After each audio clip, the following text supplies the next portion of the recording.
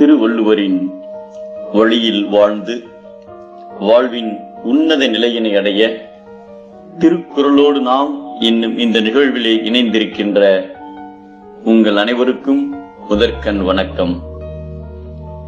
குறள் எண் 595, அதிகாரம் ஊக்கம் உடைமை. ஒரு ஊரிலே திருவிழா ஒன்று நடந்து வந்தது. அதில் வண்ண பலூன்களை ஒரு வியாபாரி விற்றுக் கொண்டிருந்தார். அப்பலூன்கள் சிவப்பு, மஞ்சள், நீலம், பச்சை என பளிச்சென்ற வண்ணங்களில் அழகாய் இருந்தது.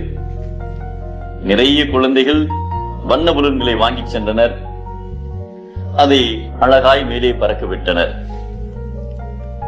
எப்போதெல்லாம் வியாபாரம் மந்தமாக இருக்கிறதோ அப்போது அந்த வியாபாரியும் சில பலூன்களில் ஹீலியம் வாயுவை நிரப்பி மேலே பறக்க விடுவார். அது மேலே பறப்பதை பார்த்து குழந்தைகள் ஆசைப்பட்டு ஓடி வந்து பலூன்களை வாங்குவார்கள். அதனால் அவரது விற்பனை கூடும். அப்போது ஒரு கருப்பு நிற சிறுவன் வியாபாரியின் அருகில் வந்தான்.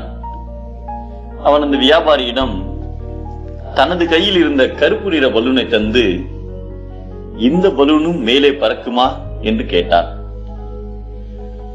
அந்த கேள்வியின் அர்த்தத்தை வியாபாரி புரிந்து கொண்டார். அந்த கருப்பு நிற பலூனிலே ஹீலியம் வாயை நிரப்பினார். அதனை அந்த சிறுவனிடம் கொடுத்து காற்றிலே பறக்க விட சொன்னார்.